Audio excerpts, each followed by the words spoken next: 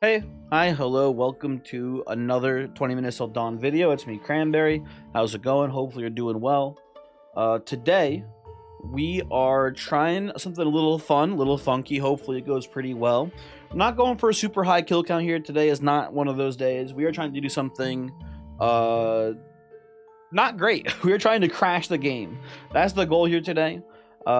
Queen Whiskey left a comment on a video. I think it was yesterday, maybe it was 2 days ago at this point. I don't know. Time's a construct, right?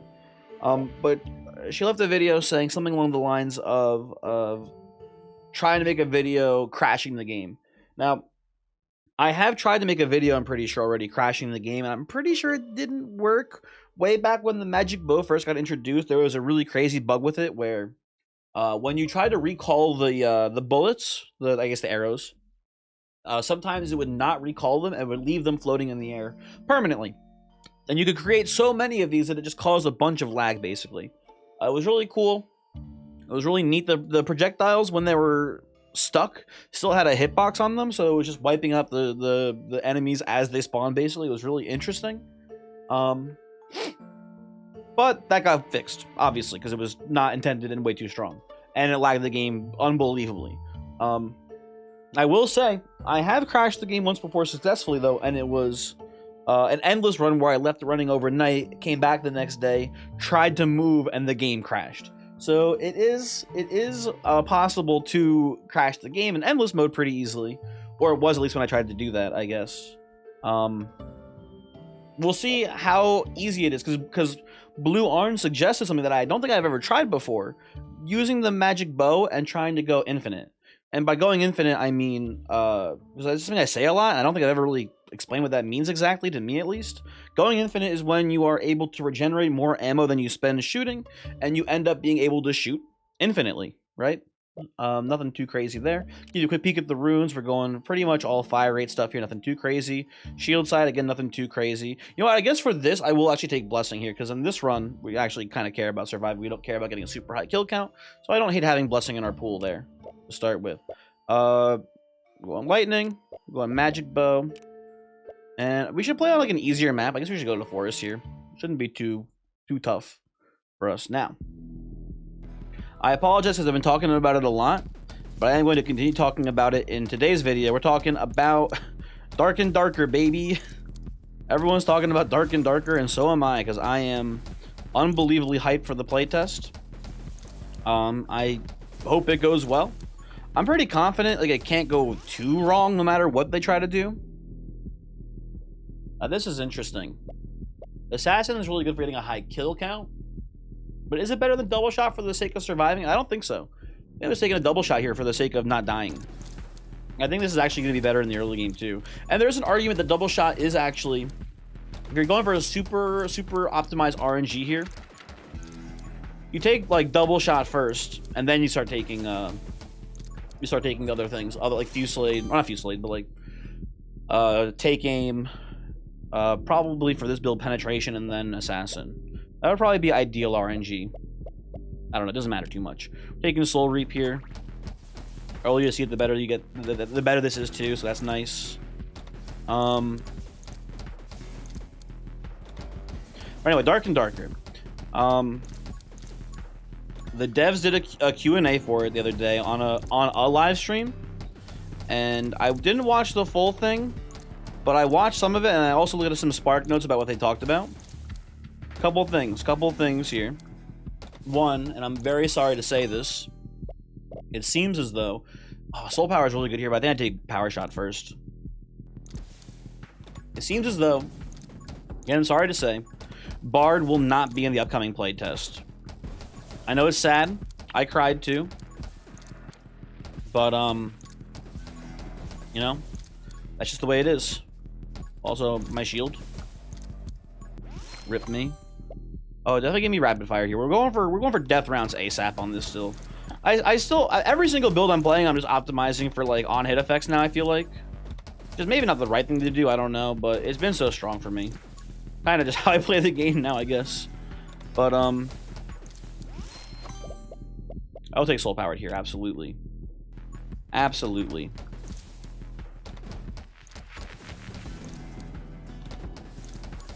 Yeah, I don't know. The Q&A, they answered a lot of stuff. One, unfortunately, no Bard. More importantly, though, they talked about features that are going to be in the playtest. I think my brain is mush at this point, so I'm sorry if I didn't talk about it before, but I'm pretty sure I mentioned the Dark and Darker ARG they did recently, where they like told people about how there was like a park bench in New York City or whatever, and people found like a QR code on the bottom of the park bench. And that was pretty neat and cool. I'll take Big Shot here.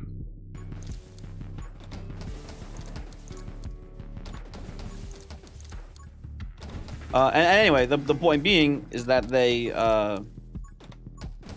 were very cryptic about what the ARG actually released or whatever. And it was a picture of like a troll, and they were like, yeah, well, you've unleashed the troll now, and everyone's like, what the fuck does that mean? And they revealed in the Q&A that the troll dungeon is a solo queue only new dungeon for the game that has the troll as the final boss of it, which is pretty neat and cool. That's exciting. I'm just so excited, man. And I do think there's something really interesting about the existence of solo queue. And that is that I think, at least for me, making content for the game will be a lot easier. And what I mean by that is not so much, obviously, you know, playing by yourself is easier than playing with people, because you know, finding people who are able to play with you is harder than you know, playing by yourself. That part in and of itself is obvious. But to me at least, I think it's a very good and healthy thing. Also, definitely give me Reaper rounds here. I think it's a very good and healthy thing that there is like a solo queue that exists separately, and the reason for that is that I don't want the content for Dark and Darker to be focused around winning 1v3 combats, because that's what it kind of seems to be right now. And it makes sense, because that's like the ultimate challenge in the game right now, right? You ooh, I'll definitely take a game here now. Now it's pretty good. But and it makes sense. I'm not saying like it shouldn't be a thing, but the way the game works right now content wise is that like people want to be able to play the game by themselves, because they're lonely, terrible people, right? And they have no friends to play the game with them, because they've been playing Tarkov for the last 4 years while everyone else has been acting like a normal human. Not to be too mean, but they've driven away all their friends at this point in their life, and they're forced to play these games by themselves. So when you play in a 3-man queue, like a 3-man like group queue as a solo player, you want to be able to win 1v3s, because you'll run into them very often still, because, you know, there are other people who do still have social skills and stuff like that, who can manage to actually find friends to play games with them. So that's where the meta content for the game seems to have gone. People really care about videos that like where players are really good at handling 1v3 combat. And I don't know if you know this. Let me put it in like perspective from like a Tarkov player, right? In Tarkov, winning a 1v3 is much more realistic than winning a 1v3 in Dark and Darker. And the reason for that is twofold. Tarkov's a much faster game, right? Things happen in the blink of an eye. You can die in a split second in Tarkov, and you can die in a split second in Dark and Darker 2, but what you can't do in Dark and Darker is, again, it's really tough. You can't really have 2 people die in a split second. That's pretty tricky. That's a lot harder. When you're a solo player and you run into a squad of 3, killing multiple people before anyone knows what's going on is a lot harder. Not impossible. Again, like enemies, some weapons have like very wide sweeping attacks, so it's more practical to hit multiple enemies with a single attack. That's obviously a true statement. Also, I'll take the Tome of Rage here. Once we get... Okay, Assassin's pretty good here. I like that. But once we get... What's it called? You know what it's called. Shit. What's the name of it? Once we get Death Rounds, we're going to be in a pretty good spot here, I think. But anyway. So right, Dark and Darker, it's a slower game, like, in the literal sense. People move slower, you attack slower. Death Rounds, Pog. So in that sense, the game is a lot slower. But besides that, people just have more health. And while some classes are capable of dying in a single hit if you get like a headshot with like a barbarian two-handed axe, right? A lot of people just will not die in a single blow. So there is just no way to really blitz a team of 3 very effectively. Not impossible, but it's not easy to do either, basically. It is not an easy feat to accomplish in that game. So generally, the way you win a 1v3 in that game occurs in one of, I guess, like maybe 3 ways. Let me think about it for a second.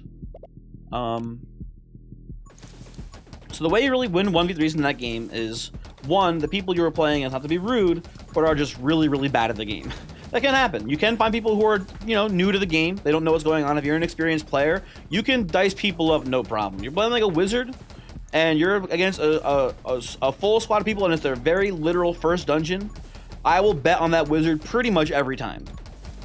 No doubt about it. The game is very clunky when you first start playing it. So there is that. And most classes, like maybe not like a rogue. I can see a 3-man squad maybe taking down a rogue if they're coordinated enough. In a 1v3. But like a barbarian, a fighter, even a ranger is gonna be pretty tough for them. So I don't know. I'm not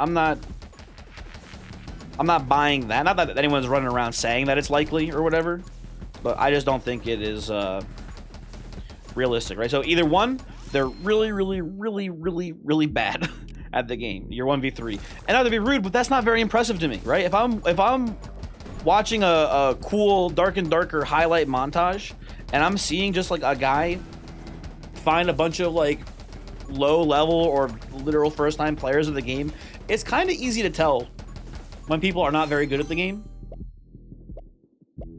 Like, it's noticeable. It's noticeable. It is very noticeable when people don't know what they're doing in that game. I don't think I've posted the clip of it yet, but I have a clip. A little bit of spoilers for one of my Dark and Darker shorts I'm going to be releasing. Although I don't think... Maybe it's a short. I don't know. It might be too long to make it into a short, actually. I don't know. But there was a clip of a wizard. And it looked like it was their first time playing a wizard. And I was able to identify that they were not... Or they didn't know how to cast Magic Missile. And the reason why I was able to not identify is because when I first tried to cast Magic Missile as a wizard in that game, I didn't realize you had to stand still. So I watched this guy attempt to cast Magic Missile while moving and immediately failed the cast. And I was like, oh, this guy is just like me. He has no idea how to cast Magic Missile. I'm going to just run at him and kill him. And that's what I did. Right? So that's a thing. Option number 2 now for winning a 1v3. You get a jump on an enemy team while they're either fighting another team or fighting like a large and dangerous mob of AIs. That is another option for you. Right? You can do that. Also, this is god tier luck, by the way. If this was not this meme run, this would be insane right now, luck. So that's pretty cool. So here's what we're gonna do actually. We're going to turn auto reload off, so I don't accidentally reload my gun as I level up sometimes. That is an important thing. And we are now going to attempt to crash the game by creating so many arrows that when we do eventually choose to manually reload them, shit's going to go absolutely fucked up. That's the goal now. Take an electro bug, why not?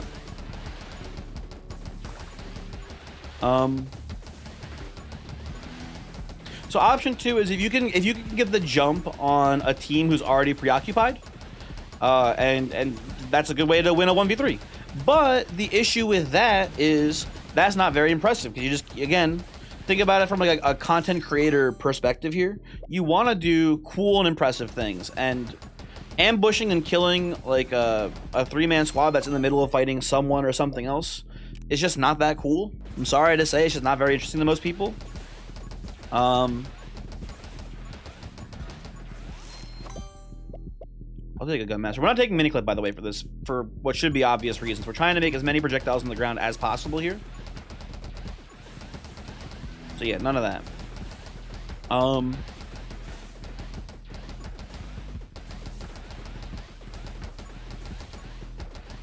What's option 3? I guess option 3 is you're just an unbelievable god gamer, I guess. I think that's fair to say as an option. But even then, no matter how good you are at the game, like, I'm sorry, if you're like, maybe wizards can sometimes just be so unbelievably cracked that they'll win a 1v3 no matter what. But my opinion is no matter how good you are at that game, if you're like a barbarian, because I like barbarians a lot, for example, right? If you're a barbarian in a 1v3, unless it's like a meme comp of like 3 rogues or something, you are going to lose that 1v3 if the other team is competent at the game. Like, it's just not gonna, you're not gonna win that, like, pretty much ever. Definitely take a wither here. So I think the solo queue will hopefully encourage more content to be shifted towards 1v1 and not 1v3 content. That's what I'm hoping for. Will that actually happen? I don't know. But the screen is starting to get a little hectic here, I would say. Also had a bit of like a hiccup there when I tried to say that. Screen's getting a little hard to see at this point, which is pretty exciting. Also, XP on the ground, pretty much impossible to see, so that's fun too. And I tell what the fuck I'm looking at right now, which is neat.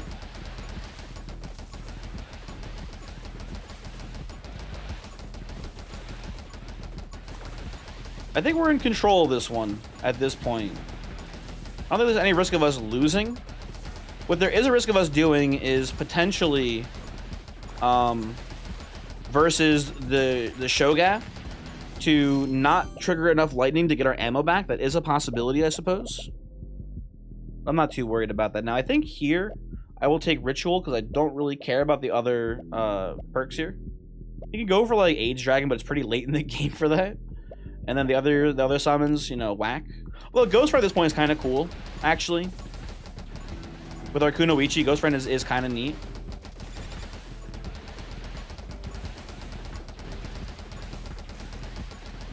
Excuse me, pardon me. I want to get that Spirit Heart that I can barely see in the ground right now. What would be really nice here is to get the ammo reload perk from Coughing here. That'd be really cool and poggers if the game would allow it.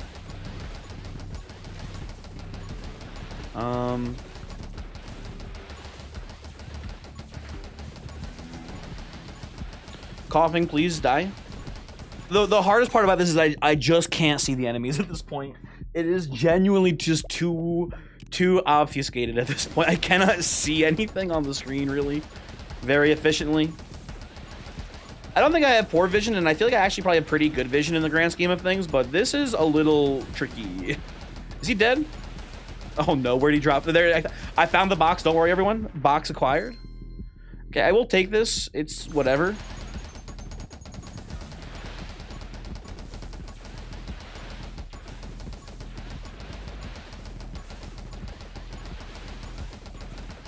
And we are struggling a little bit with actually doing murder right now.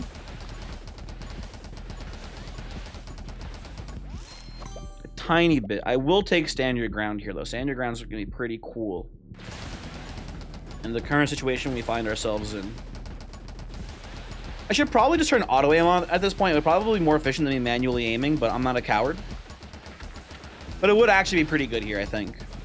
Which is something I need to do more actually on my genuine kill count attempts. I need to like enable auto aim so that way like my mouse is specifically pointed at the closest enemy to me at all times.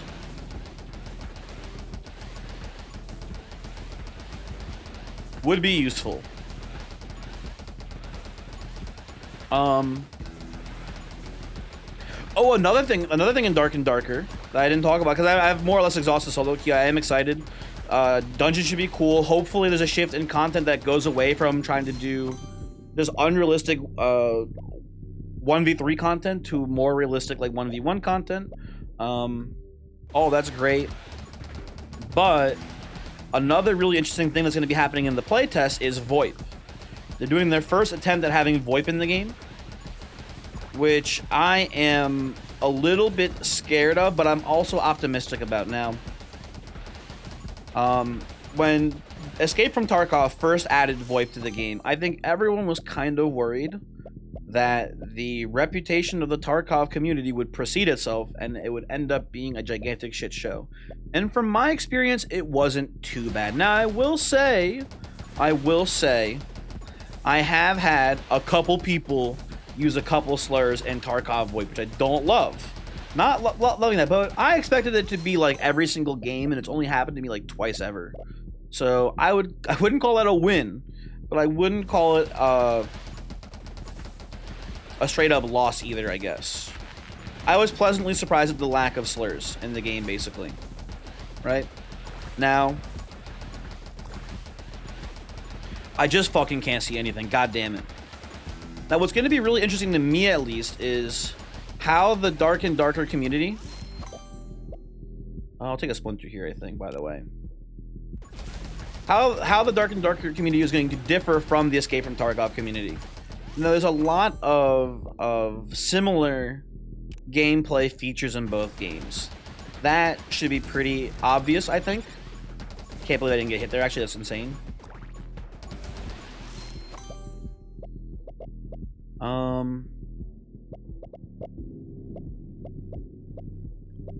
Any of these really matter? I guess I'll take... you know what I'm going to do, actually? I'm going to take Soul Conversion here. I think it's going to be important to, at some point, trigger Soul Conversion near the end of the game. Trigger Soul Conversion so it wipes out the screen. Fire a single shot and then trigger reload. But one of my concerns here is that we're going to be firing so much lightning every shot that we are never going to be able to actually... I guess like if I just spam right-click or the R button as fast as possible, I should be able to trigger a reload, I think. We'll see how it goes. But I'm going to take this. Yeah, I think we should be able to actually do it. Maybe. Almost walked into that tree because I did not see it. Okay, lost my shield. Out of these, give me Pyromage, I guess. I don't think it matters really too much. Overload could be kind of cool at this point. Doesn't really matter.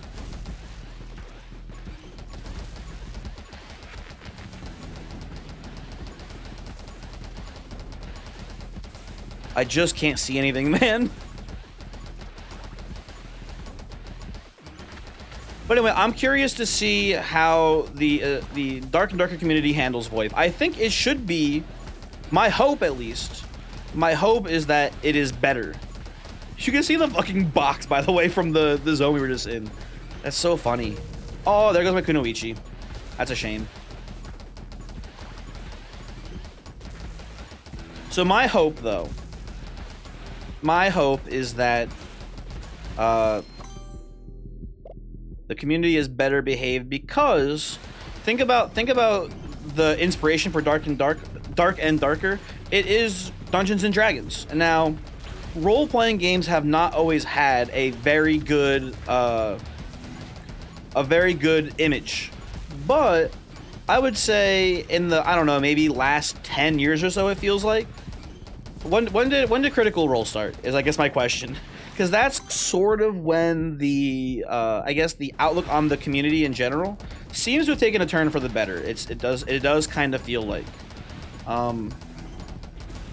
Okay, can you guys stop it though, please, real quick? Thank you. Oh, go away. At this point, I'm just losing all my soul hearts here. But whatever. Or just like the bosses to die if you don't mind.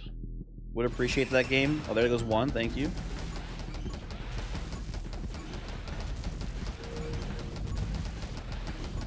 Sir, please. You can't be here. Okay, boss down. We get charged up. You take... You guys gonna take Tome of Elements here? Now, I do want to generate more arrows on the ground, but at some point here, we have to just understand that we're not going to be able to make... we're not going to be able to reload if we go too crazy, because we can't... I don't think we can reload. Maybe we can reload while we're full ammo? I don't know. It's been so long since I played with auto reload off, I don't know how it works anymore. if I'm being honest with you. I think we should be fine. Taking these spirit hearts here.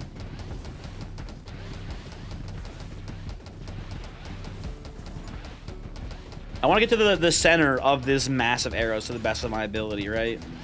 That feels like we want to be in the epicenter here to trigger the most lag possible. That feels correct to me. I guess this tree is close to the epicenter too. But I think what we do here... I can't... Oh. Guys. I think mission accomplished.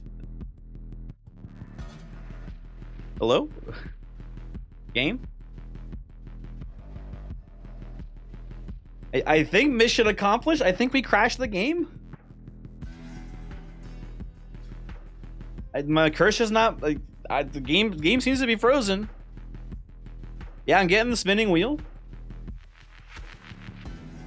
I think we've done it. Hold on, let me give you window capture real quick.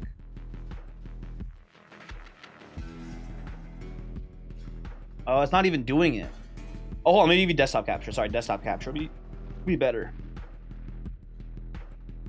Yeah, this is the desktop capture, and I think we've done it. The music is still playing, but I think we have successfully crashed the game, so that's pretty cool. That's pretty fun. We've done it. And I guess this is the end. I didn't think. Not that. Oh. Hold on.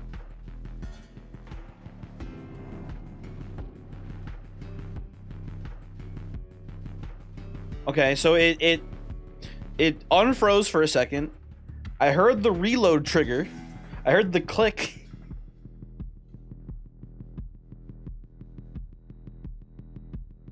Oh, and we got the spinning wheel again. Oh.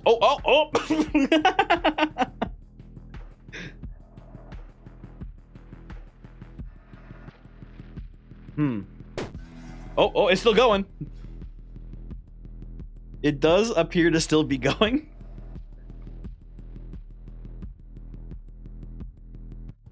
Hello? This is... Is this the end of 2001? No, it seems like it's handling it. It really chugged there. Oh, now we're back, baby. We're back. We're in there. So it froze 2 or 3 times, but it did manage to handle it, which is very impressive if you ask me. There were a lot of projectiles on the screen there. Anyway, that's cool. That's neat. So what were we talking about? Oh yeah, so Dungeons and Dragons definitely has a more positive, at this time at least, a more positive player base. There definitely used to, I've heard plenty of, because I've been playing tabletop RPGs for a pretty long time. I would say close to 15 years, probably close to like 13-ish years. And I've heard some nightmare stories about some of the tabletop RPG players. There are, and you'll there's YouTube channels like dedicated to it, like, you know, Dungeons and Dragons horror stories, etc., stuff like that. But those in my experience at least are the minority of players who are creeps like that. Generally, most people are pretty cool and inclusive and not weirdos, usually.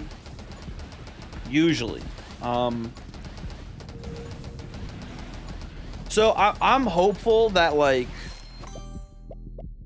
the darker community draws in some of those people, and maybe the toxic people that are in the Tarkov community just stay at Tarkov, and there's sort of like maybe this community of the not toxic people in Tarkov joining up with the tabletop RPGers who also like video games. That's my that would be the best case scenario for me, at least.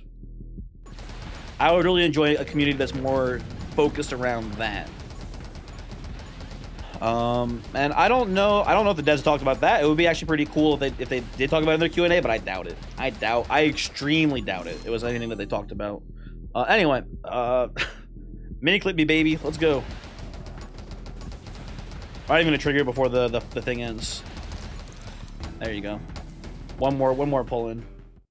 Anyway, that was cool. How'd we do kill wise? 22k is not even that bad considering how much of a meme that was. Also, if we had this RNG on a real run, I would have fucking gone crazy. Assassin was a little late, but we had Assassin there, and then Death Rounds here, and then Kunoichi here. It was so good. The RNG in this one was sick. So I don't know. Anyway, thanks for watching. Hopefully you enjoyed that. It was something. Goodbye.